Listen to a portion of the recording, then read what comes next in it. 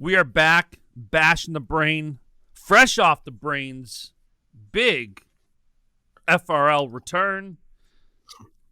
We are not brought to you by a corporate conglomerate like FloWrestling, so we are brought to you by our friends at Attack. Download the Attack app, ATAC. It's like having a personal trainer in your pocket where video game stats meets real-life training. You heard us last week. Willie turned 46. He feels like he's 12.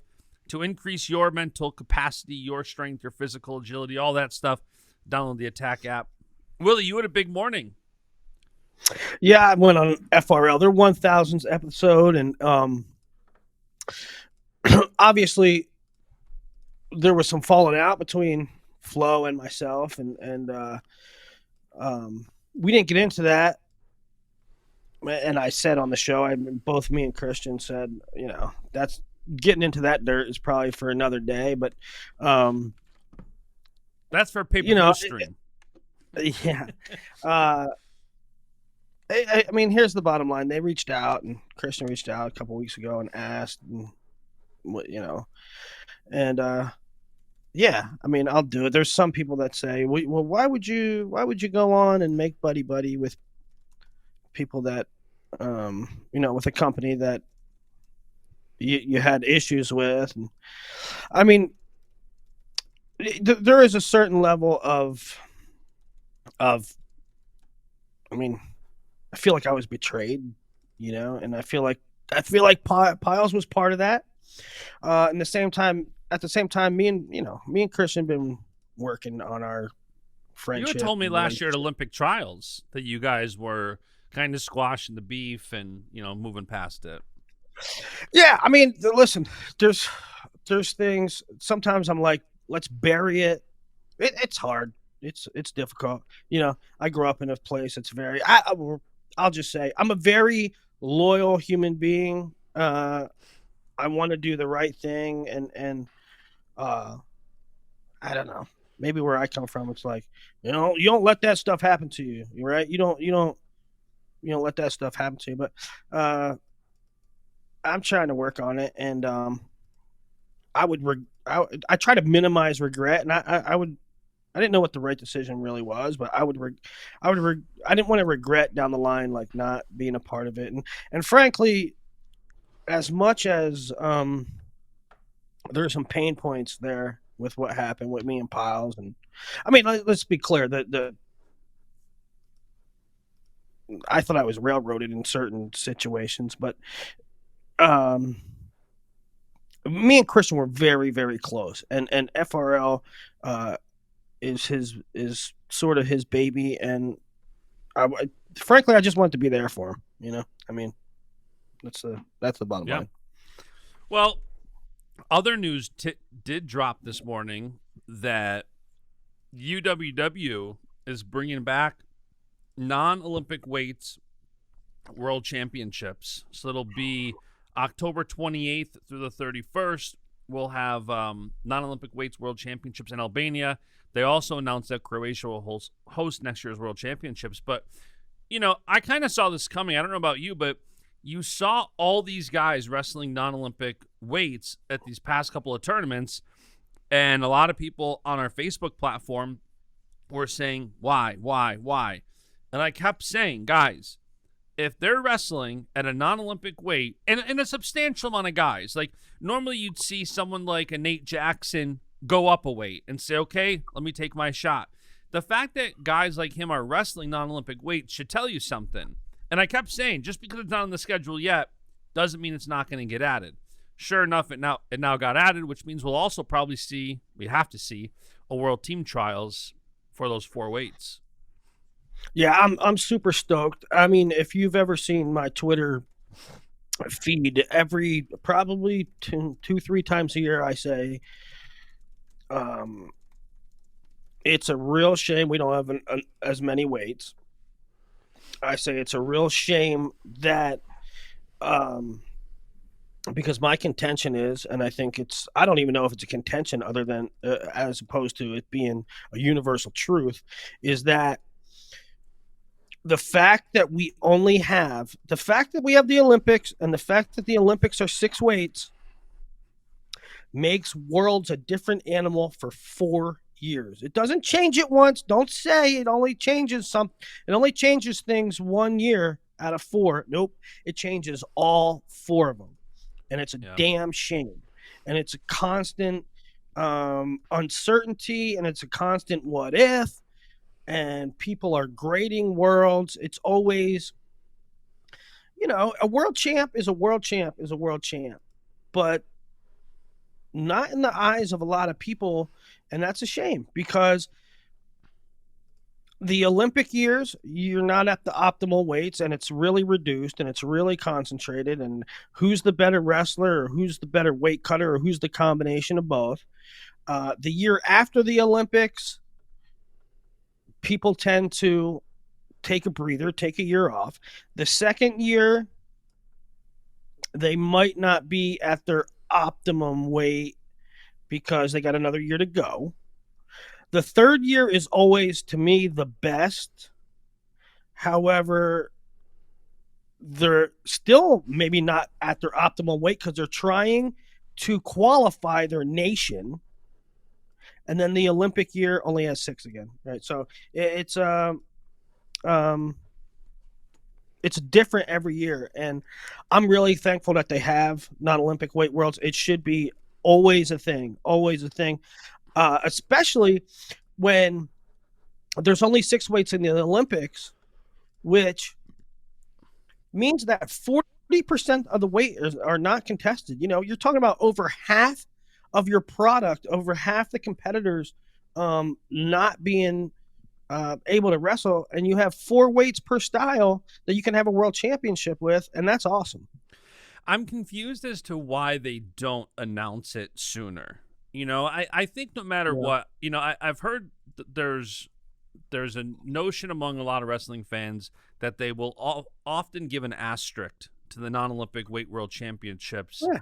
Saying, that's what I mean. because and like I get it. It's because, like, obviously there's a lot of guys in other countries, or our country even, where, if a guy, there's no doubt we have the strongest team in the world with 10 weights. I firmly believe that. And when you have a year like this where all of our top stars are going for an Olympic weight, if we didn't have that and all 10 weights were in the Olympics, you'd probably see Burroughs, for example, stay at 79 kilos. You'd probably see Jaden Cox stay at 92 kilos. So I don't know if it changes much, even if they announce it beforehand. I think no matter what, the stars are going to go try to make the Olympic team. Whether or not they then go and try to make the world team for the non-Olympic weights, we'll see. I hope they do. I hope we have as much participation as possible. And I mean, the fact of the matter is that when you're talking about kilos, you're talking about double, right? And when you're talking about, you want to be at the optimal weight. Let's say Jordan Burroughs' optimal weight is 79. Mm-hmm. Okay? And he is absolutely, positively, 100% one of the best on planet Earth. Yep. And I don't even know why I'm saying Jordan Burroughs. I could be saying Zane Rutherford, right? Yeah. Zane Rutherford. He is the best on planet Earth at 70 kilograms. He's the best on planet Earth. It's going to be interesting. But Zane Rutherford at 65 is not that version. And Zane Rutherford at 74 is not that version. And it's borderline unfair. What's also going to be interesting is we've talked about a lot on this show together that I think and you think we're going to see a lot of retirements this year. And I got news for you. I don't think these guys are going to stick around if they don't make the Olympic team to try to make the non-Olympic world championship team. If Zane doesn't make the team, I don't think he sticks around. I think he might be done. If Jordan, if these guys are done, I don't think they're going to stick it out for another 5 months. So, a lot of the young cats are pumped to kind of be next in line, and I think that's going to start with the non-Olympic weight world championships. I don't think this is going to change a lot of the retirements that we're going to see. I would, if Jordan doesn't make it, I would beg and plead for him to continue 100%. at 79. I mean, Yeah. he's a career wrestler. There's other guys that have a window, and Jordan smashed through that window a long time ago. He didn't have a window. He had a career, and he's a career wrestler. He should keep going at 79. I would say the same thing for guys like Chance and Jason Nolf and whoever might not make it at 74. Whoever might not make it at 86. Yeah. And I'm not saying Zane's done for sure, by the way. I've talked about this before. Yeah. He's got his financial internship and stuff, and these guys that have a lot going on, it's just, so I used him as an example. But I think you're right. I think if Zane, I think it's Olympics and bust for Zane, and if he doesn't make the Olympics, he retires. I think you're probably right. In a lot of cases, that is true, that if they don't make the Olympics, they're hanging it up. But for other guys, I think they should, and I hope that they do go to non-Olympic weight worlds and the trials. And, we're going to be watching non-Olympic weight worlds. Maybe I'll even go, depending on the schedule. But I hope we win that too, right? As a nation, as the Stars and Stripes. I hope we put our best team out there. It is, I believe it's going to be U23 World Championships, and then it rolls right into these. So, and it's Albania or it's Croatia? No, Albania. World Championships are in Croatia next year. Okay. Croatia is gorgeous. This is the first time I think they're hosting World Championships. They've had a couple things in Croatia.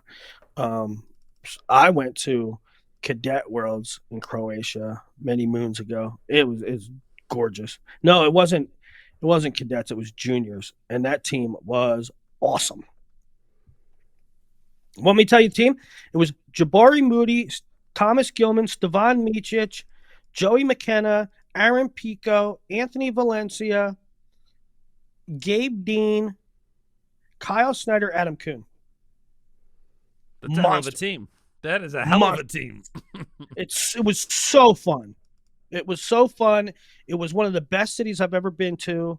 It was awesome. So I would be looking forward. Yeah, maybe I was looking at a different stat. I thought it was their first senior world championships, but it might not be. I might have been looking at something else. It could be. It could be. Speaking of Olympic trials, in my throat, I finally got a hotel booked today. Oh, I was on the fence with what I was going to do because, my wife really wants to go. We've been, Lauren and Jordan are family friends, and she has not seen him wrestle in person. And I told her this might be her last opportunity. Yeah. Yeah.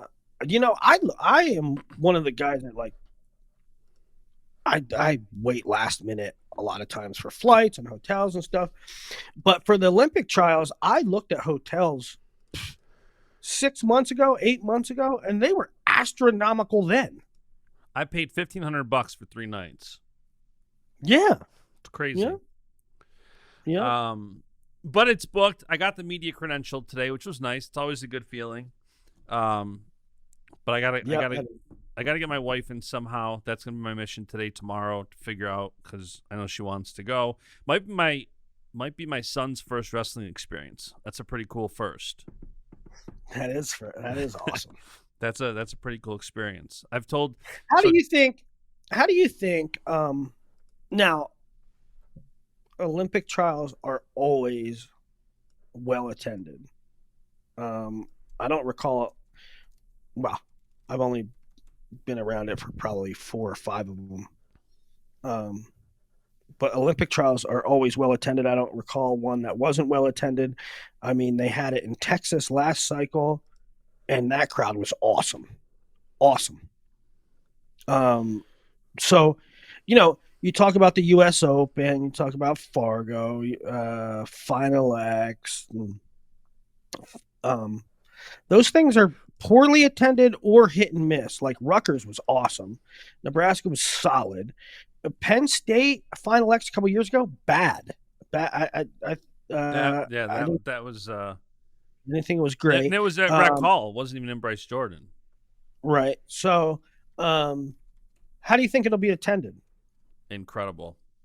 I think number one, you have the Olympic trials, which, like you said, that typically is the cream of the crop event. When people show up, when there's thousands and thousands of people in Texas, here's the thing. That tells me at Penn State it's going to be huge, especially when they have multiple monster contenders at every weight. It's almost correct. Like that's what I was going to say. It's like it seems like you're mostly going to be rooting for or against the NLWC at almost every weight. Yeah. Like it's crazy. So I think Penn State fans are going to show up. I think that there's going to be a lot of college fan bases that I think go just because of the event. You know what I mean? Like even the college fan bases that aren't massively represented here, I think they still go, whether it's, maybe like Ohio State, where, they're still kind of interested in Kyle Snyder, other guys. I just think everybody wants to go here. You're going to have Colin Moore and other Ohio State guys there, but I'm just saying, like, I think you're going to see more of the casual fan that goes to NCAAs go to this event. Okay, so if Olympic trials always draws, and it does, it has been a hot minute since an Olympic trials were back east, correct? I mean, it was at Carver a couple times. It was at Texas last time. I don't remember Olympic trials being back east in quite a while. So number one, Penn State's going to have a lot of representation. Number two, it's the Olympic trials. Number three, it's back east, which is a drive for a majority of this country. It's a 3-hour drive for me. Yeah. I mean, it's a 3-4 hour drive for a lot of metropolitan areas. Yeah, so I'm excited. That's officially booked on my calendar. One more senior level note, and we'll move on to college. Pan Ams. Yeah. Next Friday and Saturday is the Pan Am Championships. And then Pan Am Olympic Games qualifier the following weekend. Well, you got some news on that, or is that not for public consumption? I don't know if it's not for public consumption yet. We'll leave it just in case. I don't know if it's for public consumption. Yeah, it actually comes at a pretty decent time, right? Because we're sort of the end of the year. Some college teams are actually done.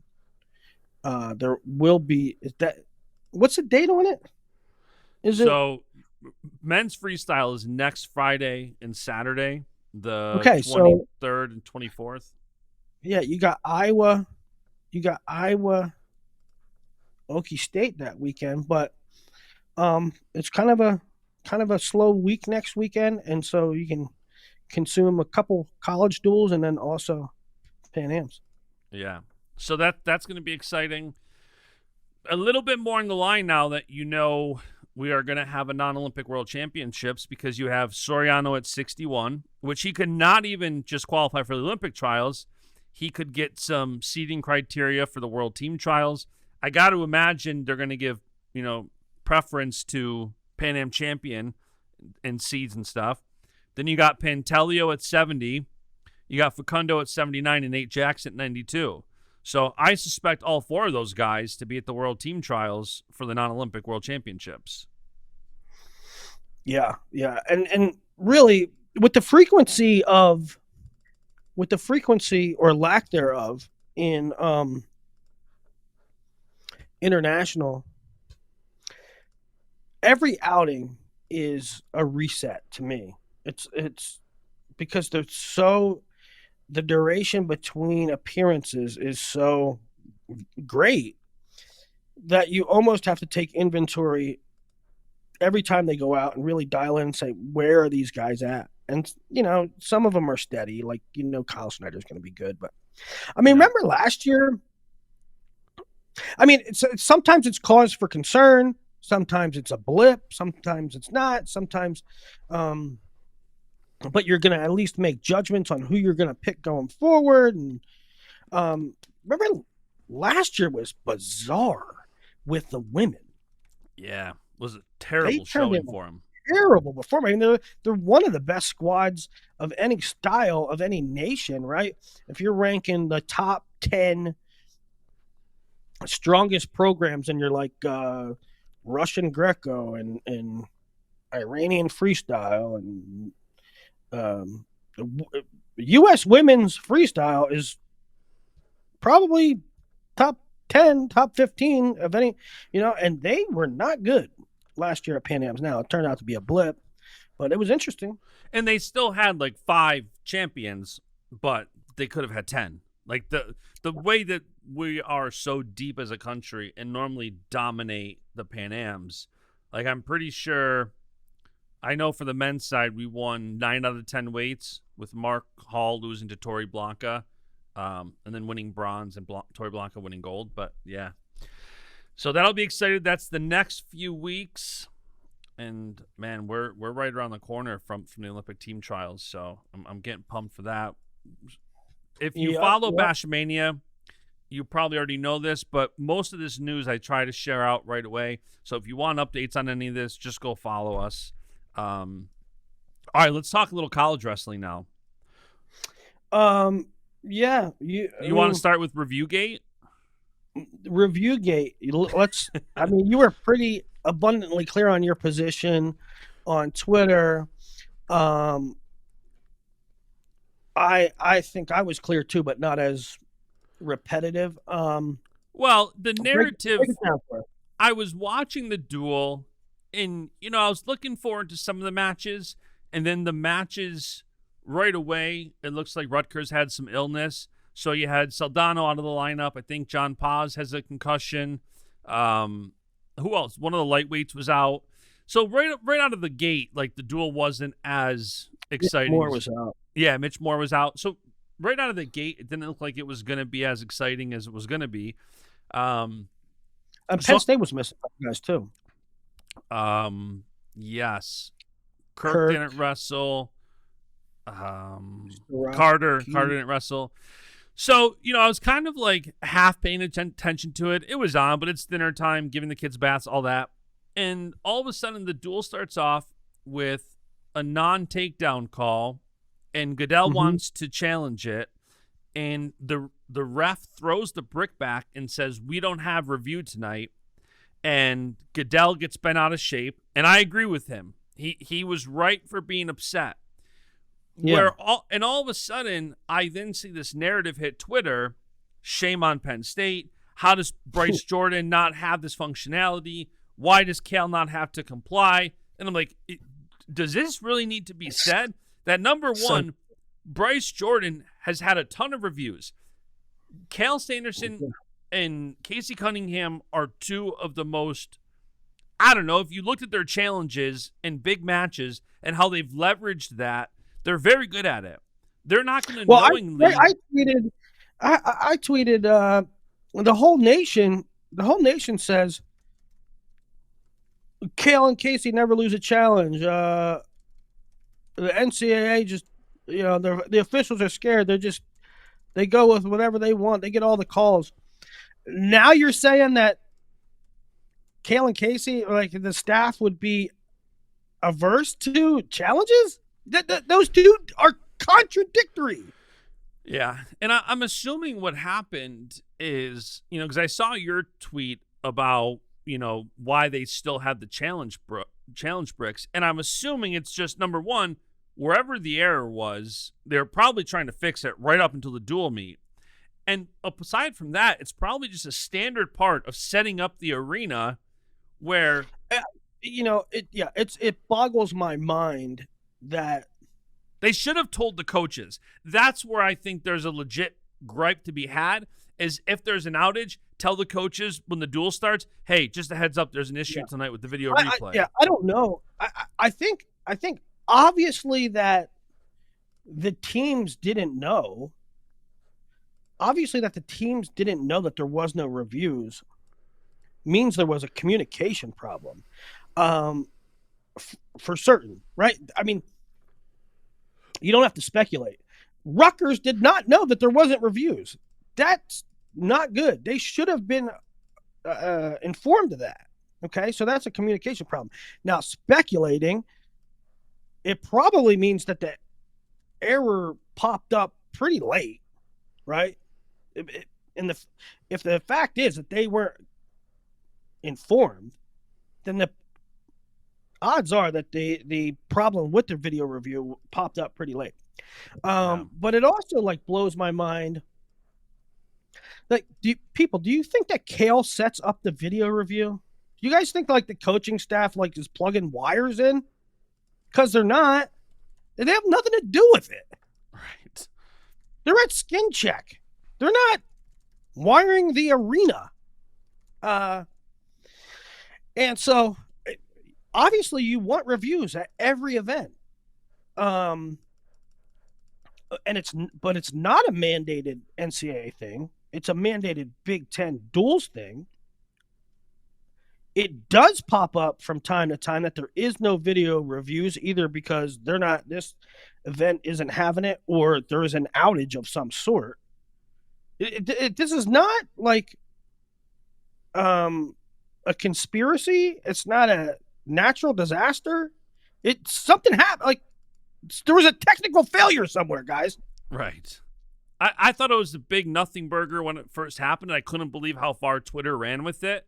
And again, I know. If you're Goodell and you don't find out it doesn't work until the duel, I understand being upset. I just think the hate towards Penn State, which anything wrestling Twitter lately can do to, screw Penn State, like they suck. Yeah, whatever. I was so So that was. I was because they got it forever and are still getting it. And now Penn State's starting to get it too. But it's stupid. It's stupid to blame not having a video review and somehow suggest that Penn State's facilities are not up to par, or that it's shady, or that's shady on the staff's part. It's just nonsensical. It's asinine. And here's another little fact, guys. With all you guys getting up in arms on Twitter saying boo-hoo and tweeting sheer nonsense, can we focus also on the fact that it wasn't close to a 3-point takedown? It wasn't close. Yeah, I got a couple calls. Bashato's one of them, where it's like, I understand being upset not having video review, but this wasn't even close to being a takedown. This wasn't There's a thread on the message board on internet that says Braden Davis now has 2 asterisks. What are you watching? What are you watching? Because it's just not true.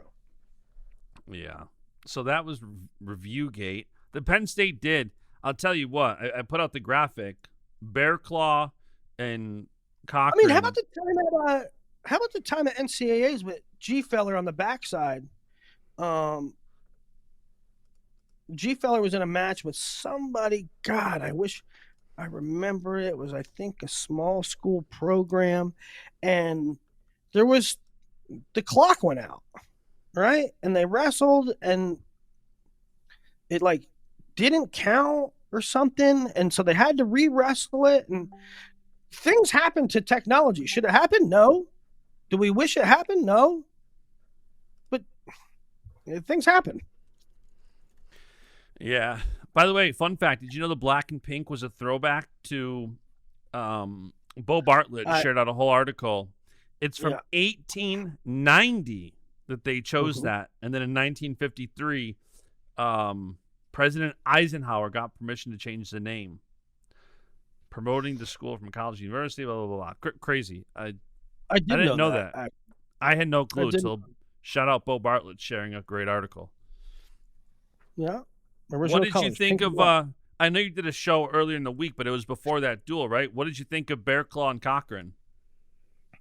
I thought, not surprising, I thought not surprising out of Bear Claw. Turley is a little bit up and down, and he's also he also wrestles a lot of close matches. I mean, go look if for good or bad. Like he'll take some bad losses, quote unquote bad losses for a guy that's an All-American. I mean, he was an All-American as a freshman. But he also wrestles close matches and plays with fire in that way. But he also wrestles close matches with. I mean, go watch the NCAA match with him and Mekhi Lewis. That was close. Turley had opportunities there. But I'm not surprised by Bear Claw. I think he continues to show he's really good, even up a weight. I think that he will be at a Division I program as a starter next year. I mean, his options really are, from what I'm told, he got accepted. He has good academic plans, like serious academic plans. Not just a graduating senior that's going to enroll in a graduate program to wrestle for one more year. He's serious about grad school, and from what I'm told, he got accepted into graduate programs at Penn State, Arizona State, and BYU. So, coupled with the fact that Arizona State really could use a 65-74, I think that might be, and Chenzo's there. That could be a landing spot for him, and I hope he is a starter somewhere next year, wherever that may be. Cochran was a little bit more surprising. I mean, I had him ranked top 100 as a senior in high school. He wasn't in your probable transfer article, right? He was not, but I went and looked after that match. I'm like, did Willie have him as a probable transfer? Because I know that I started looking through it. But remember, Penn State could use him at 97 next year. I mean, I think he's a starter at 97 next year. Who's Penn State's starter at 197 next year? When do the Mersolas come in? They come in next year. But wouldn't you like to redshirt that? Or redshirt him? Yeah. If you have a guy that's beating ranked heavyweights. Right. Yeah. He's a good kid. So, I like him. I'm not saying that Cochran doesn't transfer. I'm saying there's a chance that he is the starter for Penn State next year, and that might be very enticing for him to stick around. I think these guys are. Well, we're not going to go into the whole episode again. That was about to regurgitate what we were saying last week, but yeah, there's he's a stud. He's a good kid. I just pulled this. I don't know. Can I pull this? He has a couple years left. Years left. I have not pulled anything up.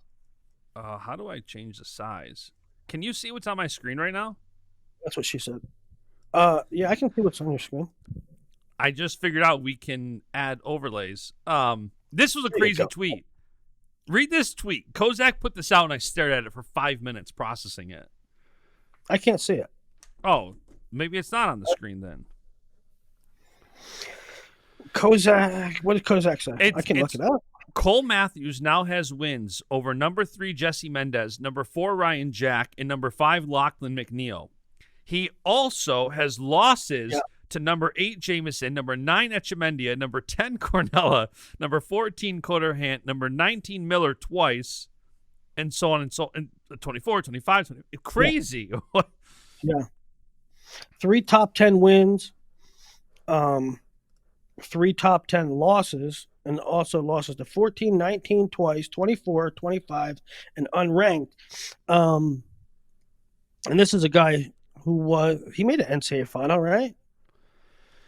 Did he make a final? I think he did. I'll have to double check. But he's been a real problem. Didn't. He didn't? No, he round of 12 last year, 5th the year before. No. He might have made a semi then. One year he made a really deep run. Anyway.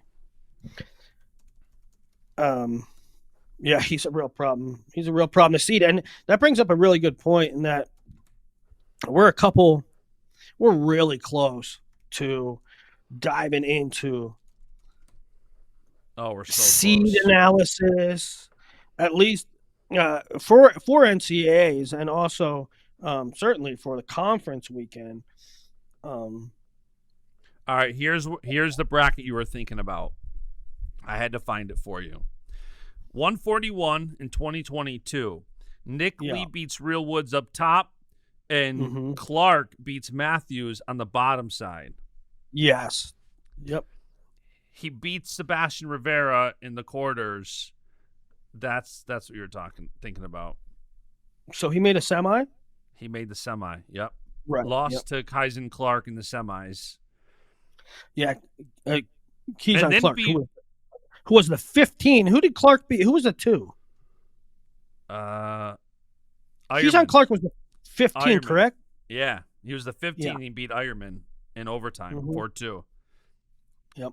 I think we were sitting right there because I forgot what happened, but we were on press row during that match.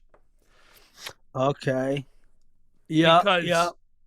Because the UNC SID was right next to us. Yeah, what city was that? That had to be Detroit. That was Detroit, yeah. Yeah, that was a fun one.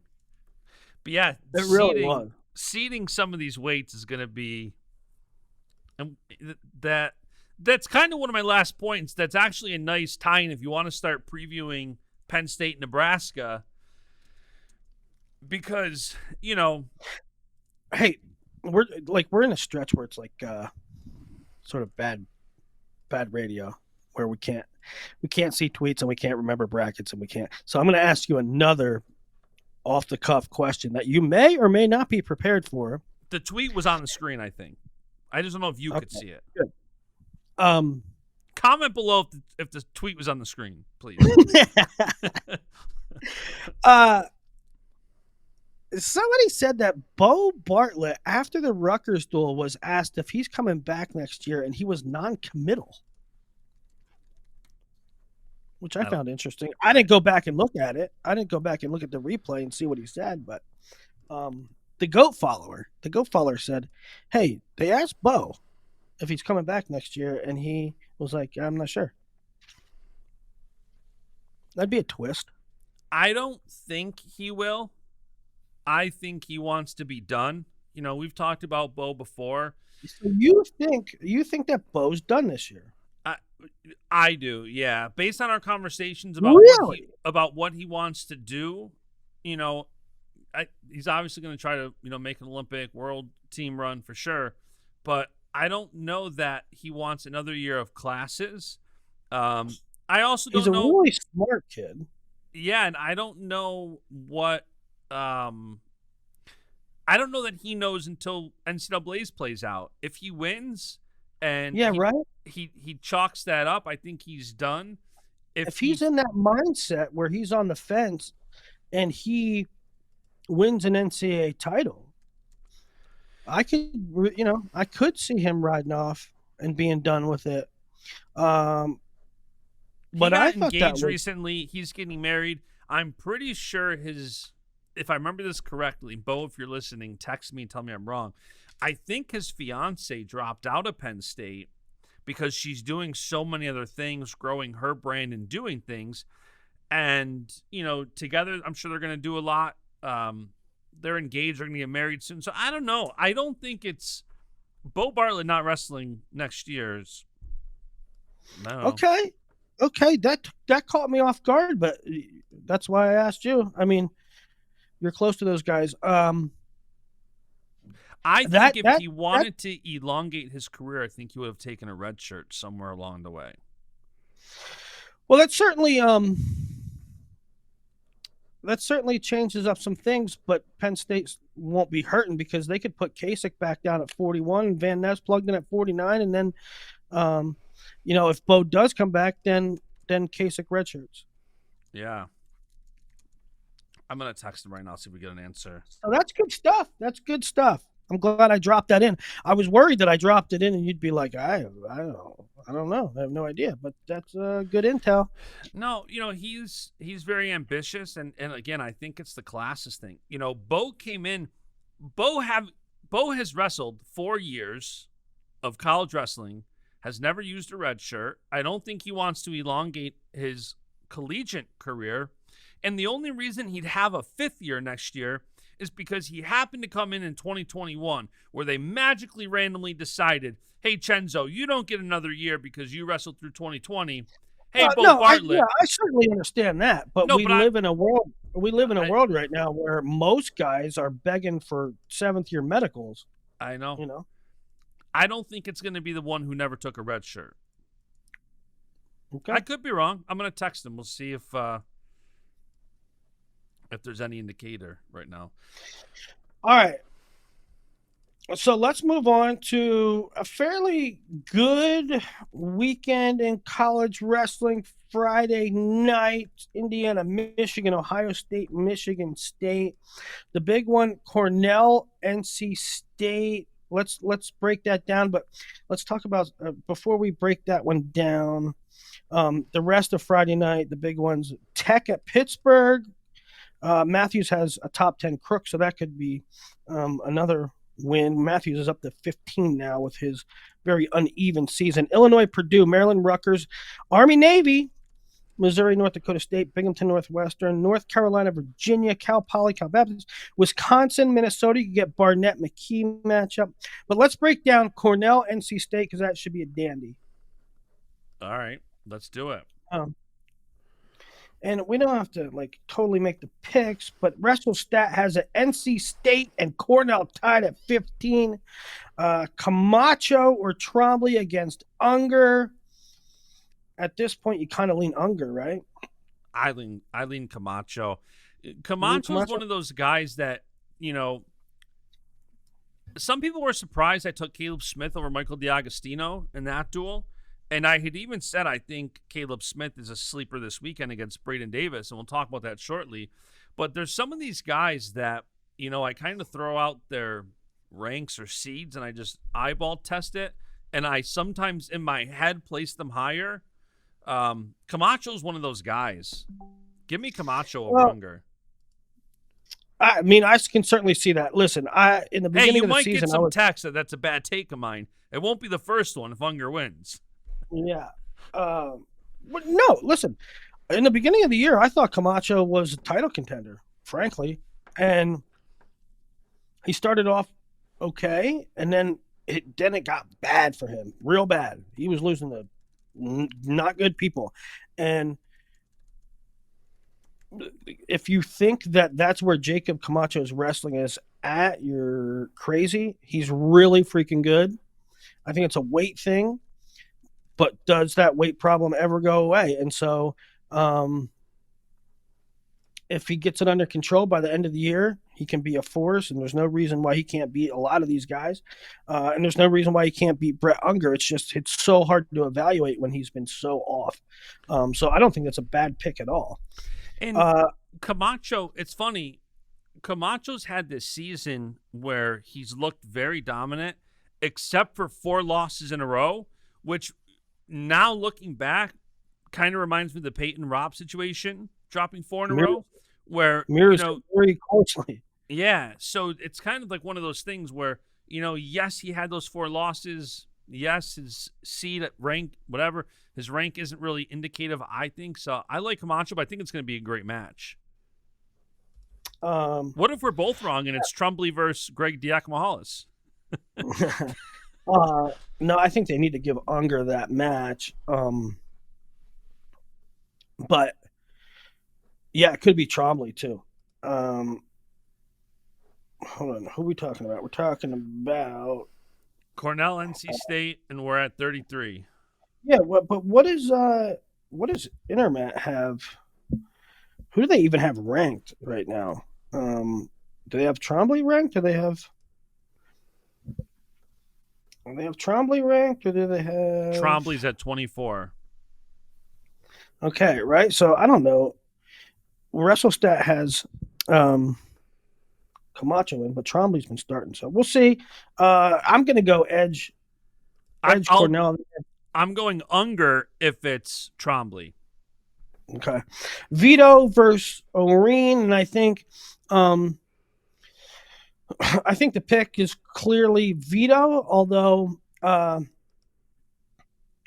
should be a good match though. O'Reen is always fun to watch. He had a weird one with Cade Moore, but Vito's the pick there. Cornella, Ryan Jack, Eileen Jack. You take Arrington at 49. So that's 2. Ed Scott Shapiro. Should be a great match. Great match. Wild. It should be wild, right? You take Julian at 65. Then 74, I think you take Faison. Fishback and Foka is a good one. I mean, Foka's the pick, but I mean, he lost to Aaron Nazarov. I mean, Foka is prone to some weird losses, and the pick is Foka, but if you tell me Fishback wins this match, not a whole lot of surprise.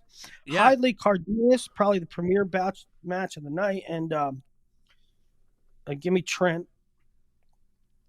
Trent majored him this season. And then Trefin Fernandez. It's a great duel.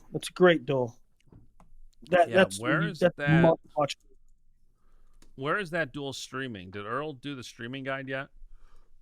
So it's probably on ESPN3 because it's on ACC Network Extra, which is I get it through ESPN Plus. Yeah, so that's a good one. Tomorrow night, 7 p.m. Eastern. Yeah, I can't wait for that. That's a really, really good duel, and props to Cornell, NC State. Props to. There's another one. Who's the other one? What's the other? I thought there was another non-conference duel, but there's not. But props to Iowa. We did lose Iowa, the last chance. The last chance is done this weekend. Yeah, I know you were looking forward to watching that one. No, not at all. But and also following that, Nebraska, Arizona State. Some of these schools with really tough schedules. Cornell has a really tough schedule. NC State has a really tough schedule. Iowa has a really tough schedule. Oklahoma State has a really tough schedule. Nebraska has a really tough schedule, and they're scheduling these non-conference dual meets late in the season. Props to them. I don't know that I would do it, but it's great for us. Okay, then that's Friday. Oh, Saturday, Oklahoma State next weekend too. Yeah. Saturday, Penn at Princeton. There'll be some decent matchups there. Stanford, Arizona State, Pac-12 duel. That's 1 p.m. No, 3 p.m. Eastern. There's some good matches in there, but our boy Nico Provo has a couple good ones this week in Richie Figs on Saturday and then Brandon Killer on Sunday. But Stanford, Arizona has Provo Figs, Parco Abbas just beaten Chance Lamer, Teamer Cardenas. So a lot of good ones there. Also Princeton Lehigh. So Princeton wrestles at 12 o'clock on Saturday against Penn, and then Lehigh at 7. Sunday, so pretty kind of light, except for that Stanford, Arizona tilt on Saturday. Sunday, Wisconsin at Iowa, some good individual bouts there. Barnett and Ayala, Hamidi Caliendo will both be good ones. It's kind of maybe a helpful respite for Iowa, who lost 2 in a row. Now have Wisconsin, who's good as a tournament team, but really down as a dual team. And it's probably good for Iowa, for their confidence, to get reset, to have Wisconsin in between 2 losses and a big Oklahoma State match next week. Who are you taking, Barnett or Ayala? Drake. Next week, and there is some fire duels next week.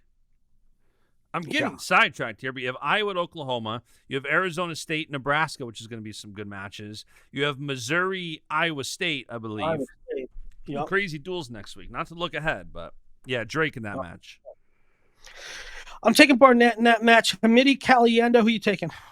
Hamidi.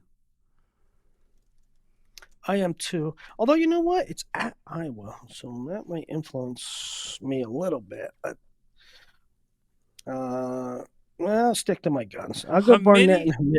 Hamidi this year is 21-1, 86% bonus. His only loss was a 2-0 close loss to David Carr early in the season, 2-0. He has looked about as good as he could this year. Yeah, he did lose to Atlantic, but that's not a big knock on him. Oh, the All-Star Classic? Yeah. Okay. Oklahoma at Oklahoma State for the second time this year. Missouri at South Dakota State would actually be a good one. Damian Hahn has the Jackrabbits ranked 11th in the country. There'll be some really good matches there. Let's just go through it real quick. We won't spend a whole lot of time on it, but actually, no, I don't even have it pulled up. But you're going to have Noah Certain against Tanner Jordan. You got Kale Carlson, Tanner Sloan, Sloan and Elam, right? Sloan just knocking off Buchanan. So there's some really good. I'm probably spacing it on a couple other high-profile matchups, but I don't have it pulled up. That's my bad. But that's going to be a really good duel. That's at 2 p.m. So Oklahoma State, there's a lot of Big 12 stuff going on right at that time. 2 p.m. Eastern. 2 p.m. Central. Oklahoma State, Missouri, South Dakota State. It's going to be fun.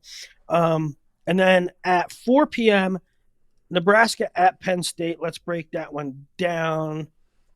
Mr. Baschamania. Braden Davis, Caleb Smith. Now, WrestleStat has it. Penn State, 9 matches to 1, 29-3. It is at Penn State, correct? Is it at Penn State? It is at Penn State, yes. Is it? Yeah. Mm-hmm. I thought it was at Nebraska. So, Braden Davis, Caleb Smith right out of the gate. I love WrestleStat. You know I love WrestleStat. And you know I love Penn State. They're a client of mine. NLWC, all that crap. I don't kind of regurgitate everything. WrestleStat having Tyler Kasich over Ridge Lovett makes no sense. No sense. That's actually part that I love about WrestleStat is I know that there's people out there every single year that looks at the rankings, looks at rankings. Well, that's the first problem. There's people that look at rankings on WrestleStat at the beginning of the year, and never fails. There's message board topics started. Laugh out loud at WrestleStat's rankings. Guys, they're ratings. They're not rankings. They go on a formula. This is not somebody saying, this is not a human being saying, I think that Tyler Kasich is better than Ridge Lovett. Okay? But that's the part that I find interesting. If I wanted to just my own assessment, if I wanted to go to a real ranking, I would go to Intermat. I would use my own opinion. But that's the kind of stuff I find really interesting. Yeah, I love it. I like WrestleStat. The fact that there is no bias and it's all a formula is why I refer to it so much. And I don't know, how many times a day are you typing in WrestleStat something? WrestleStat dual comparison. Yeah. WrestleStat this kid. I love the website. I think it's great. Yeah. I saw it. Because I saw... Think that really... Go ahead. I saw 29-3, and I go, so their only win is Ridge? And I scroll down, and they said no Kasich. So I'm like, oh my gosh. Yeah, right. I don't think Nebraska wins just one match. I don't think Ridge Lovett loses. I don't think it's 29-3. Let's go through it. All right, so Braden Davis and Caleb Smith. Davis and Smith, to me, Man, it's really difficult. Look at the It is. transitive. Look at the transitive things that have gone on between Kaler and DiAgostino and Ayala and Smith, and it's really difficult. It's especially after the Davis Ayala match. I don't know how to feel about it because Drake just didn't engage, and I don't even know how to assess that match. Mm-hmm. Yeah, it's interesting. I think you have to lean Braden Davis. I'm not just saying that as a Penn State guy. No, I'm taking Davis. I'm taking Davis. But Caleb Smith, I think, is right there. I think that this isn't a match that if Caleb Smith won, I would be shocked and awed. I mean, the man beat Matt Ramos. And I just took him to beat DiAgostino. No. Who did I take him to beat? Was it DiAgostino? Yeah. Mm-hmm. I don't know. Caleb Smith, I'm high on that kid. Yeah. But yeah, I think Braden Davis gets the W here. I do too. Nagel Van D. Now Nagel's been a little I don't know. He gets a high and then gets a low, but it's not highs and lows in ability. I don't think it's highs and lows in performance. I think it's little situations, and I think Shawver's probably better than most people give him credit for. He's now beaten Bouzakis and Nagel. And he, to me, he's a real podium threat. So I don't knock Nagel that much for losing an overtime match. And man, listen, if you didn't watch it, go back and watch Monday's match with Nagel and Shawver. It is awesome. Those guys were scrapping. Those guys were in, with the exception of the second period. Was it the second period or the third period? Shawver takes neutral and then doesn't really attack much for a spell. But other than that, both guys were in on legs constantly. Mm-hmm. Now Van D just knocking off Ragusin is a monster win, and tells you he is a threat to just about anybody because Ragusin puts up points. He scores on everybody. Mm-hmm. And so for Ragusin to not score an offensive point on Van D is very, very notable. That being said, Nagel threatens you on top. There's almost a point built in there, whether it be riding time or you taking neutral. And don't forget, Van D won that match with Ragusin without an offensive point of his own, too. So I'm going to take Nagel. I'm going to take 6-0 Penn State after 2. Yeah, I think Nagel gets a W here. He's now lost 3 out of his last 5. I think he's due for a good win. But again, you look at the scores, even that WrestleStats model has these matches. It's Braden Davis over Caleb Smith, 6-5. It's Nagel over Van D, 7-6. Even the next match, you're talking Bo Bartlett over Brock Hardy, 6-5. These are going to be some good matches this weekend. All right, so let's get to it. Bo Bartlett, ranked number 1 in the country. Brock Hardy coming off, to me, an uneven performance against Lemley. I thought he was really crafty on some takedowns. I thought he looked like he was running on E late. I thought he made some he fell asleep at the wheel once or twice. He gets a little bit too confident when he's riding on top or when he's in crackdown positions. So to me, Brock Hardy's ability is through the roof. If he like is mistake free, he can beat anybody. He gotta be mistake free. I'm actually taking Brock here. Yeah, Brock won Big Tens last year. Brock beat Bo 7-3. I think Bo has made leaps and bounds since then. I think we've seen it this year. Bo is, 16-0 on the year. He just took out Real Woods, Jesse Mendez. Give me Bo Bartlett. And a close one. I'm taking Hardy. I mean, Bo's my dude. But is that our pick against each other of the week? Because I owe you for last week because I took Lemley. So You can ride with Hardy again. I'll go with Bo. Yeah. Give me Hardy. Give me 6-3 after 3. Okay. And then we get to Ridge and Kasich, and I think it's clear. I think it's clear that Kasich is a shining, like a future star. But he's also wrestling up a weight, true freshman, against a seasoned vet who's ranked 1 in the country, who just decimated Austin Gomez. Upper body stuff's going to come into play. Decimated. And so he did. No, I agree. Beat him 9-0 in the first period. Yeah. Gomez came out looking flat and then just never recovered really. Yeah.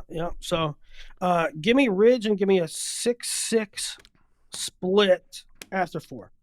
Yep, I think Ridge gets it done there. Levi Haynes against your boy Peyton Robb. It's going to be a great match. Great match. It was a wild, semi-controversial Big Ten. Was that a Big Ten final? I think it was a Big Ten final last year, right? Yeah. Where Peyton looked to have a takedown, but they called it no takedown. It was a 5-3. No, it was a 3-1. 3-1, and then Levi beat him 5-3 at NCAAs. To me, I don't know if there's any match. Is there any match this weekend I want to see more than this one? No, not the last chance is canceled. Now that the last chance is canceled, yeah. I'll tell you this for entirely different reasons. I think. Well, let me look here. Committee Caliendo is good. Barnett Drake is good. Parco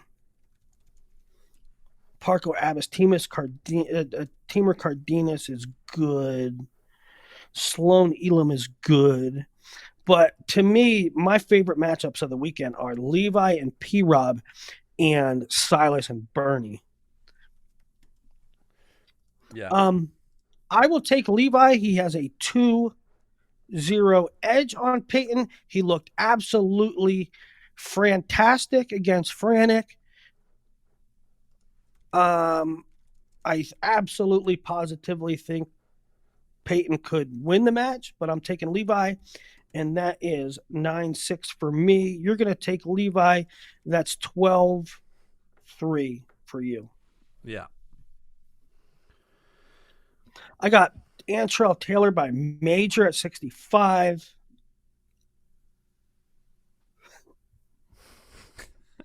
All right, so what's your real pick? I take Mesenbrink. You taking bonus? He doesn't stop. He doesn't stop. So if it's close, you know he's going for it. Yeah, I'll take bonus. I'll take Mesenbrink by bonus. So you got 16-3. I'll take bonus too, and here's why. Folk is different than free, for sure. But on the Penn State message boards, I said the other day, Antrell's really a 57-pounder, at least right now. And Mesenbrink is a lot like Meyer Shapiro in the craftiness, in the IQ. He's probably a little bit more relentless attacker, but Meyer kind of had his way with Antrell.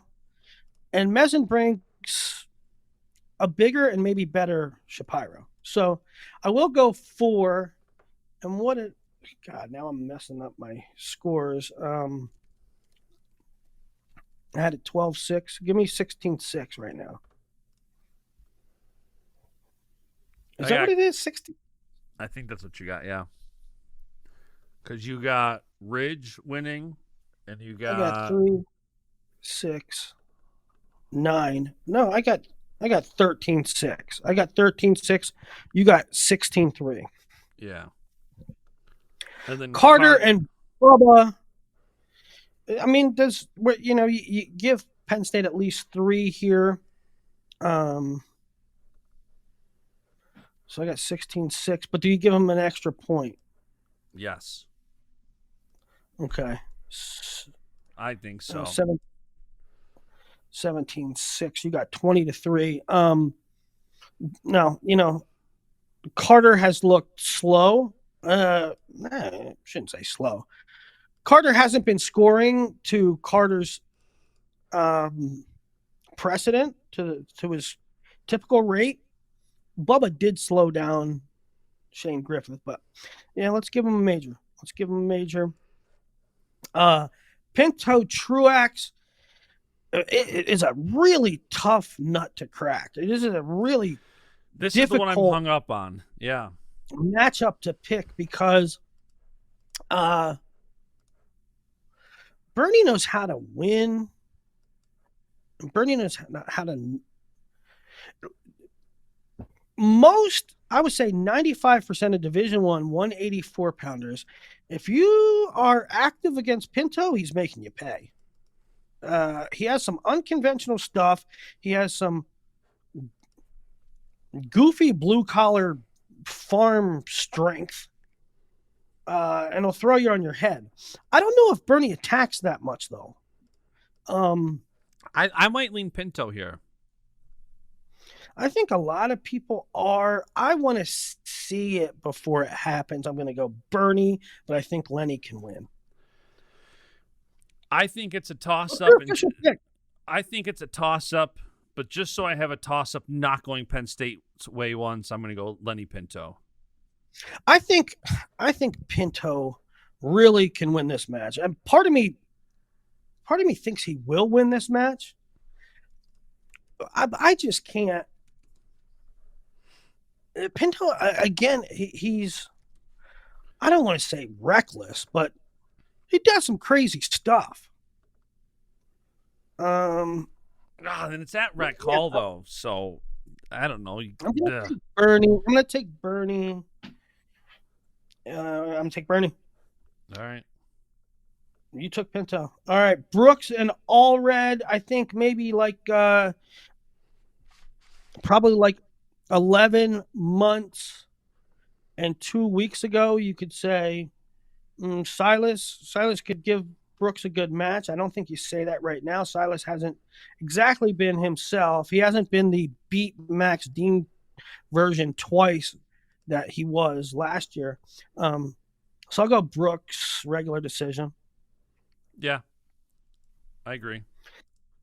And then Kirkfleet bonus, whoever, whether it's Harley or Nash. Yeah, so, agreed. I have 1, 2. Do I only have 2? I only have 2 Penn State wins.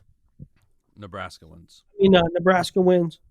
So, but I've been Husker Willie has been really conservative on the Huskers lately. I picked Michigan to beat them. I only picked 2 wins here. Penn State's almost upset proof. The reality is you could see a path. You know what? You could see a path for a 5-5 split. You can't see a path for a Nebraska win because the bonuses will just. What about the spreadsheet you sent me last Friday? Which one's that, bud? Penn State versus the highest ranked guy, non-Penn State. That was crazy. Can you put it on the screen? Yeah, let me see. Although I don't know if you can see it, but that's fine. I have it somewhere. You sent it in our text history, so it's there. Let me see if I can upload this. So, in the follow-up to our me and Basch on the show were saying, well, this team doesn't. People are saying this team doesn't give. This team doesn't line up well with. This team doesn't line up well with Penn State, and I said, Does anybody line? Nobody lines up well with Penn State. You could take the best team. You could take the best team. The next, go through any lineup and pick whatever team lines up best, and nobody will come out better than 8-2 or 7-3, right? So then I thought, let's take the nation. Let's just take the nation and see how they line up with Penn State. Check your email, Bash. I just sent it to you. And here's the reality of it. Penn State has 5 ranked guys, number 1. So immediately you're at 5-5 split. So on paper, Penn State is favored to win half the matches against the rest of the country's all-stars. It would be Davis against number 1 Ramos. It would be number 1 Crookham against Nagel, which we already saw Crookham won. It would be number 1 Bartlett versus number 2 Woods, which we already saw Bartlett won. Number 1 Lovett versus Kasich. Number 1 Levi versus Zerbin. Number 1 Keegan O'Toole against Mesenbrink. Number 1 Starocki against Mackay, which we already saw. Number 1 Keckeisen versus Bernie, which we already saw. Number 1 Aaron Brooks versus number 2 Trent Hidley. And number 2 Kirkfleet versus number 2 Hendrickson, which we already saw, which was bonus. Penn State would probably be favored. Yeah, which is wild. Duel with the rest of the nation's best. In a Penn State versus the country, Penn State wins that duel. So nobody matches up good with Penn State, including the country. Yeah, it's wild. I don't know why some people scoffed when I said Iowa State may line up best. Like you said, nobody's going to be favored in more than 2-3 matches with them. Nobody's favored to win 4 matches against Penn State. Nobody. So if you're at 3,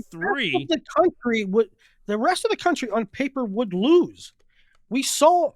Did Brooks major Mackay? I mean, Starocci major Mackay? If he didn't major him, it was damn close. Yeah, I can't remember exactly. Majored Hendrickson. Levi could major Zerbin. And if all the other things hold, we're talking about Penn State winning on bonus points. So, no, nobody lines up well with Penn State. I'm going to tweet this spreadsheet right here and say, today's Baschmania, no context. Tune in an hour.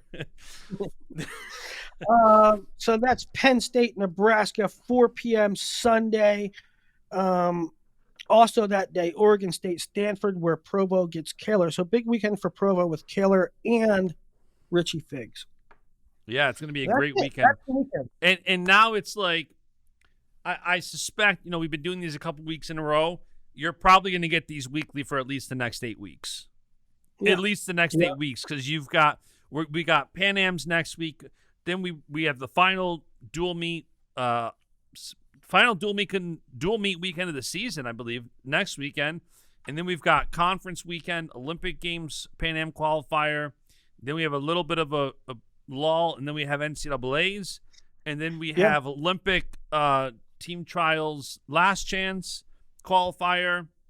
Then we roll into the Olympic trials. So, yeah, and for me, I mean, I think this has been working out great. I really like doing a solo show on Monday, giving my impressions of the weekend and reactions, and then previewing the week with you. Like, doing a solo show's difficult, so I like to bounce ideas off somebody and get their opinion. So to me, it's working out. It's a win. I think the wrestling community wins. And by the way, somebody was texting me, I won't say who, that they liked when we brought Provo in for a little bit a couple weeks ago.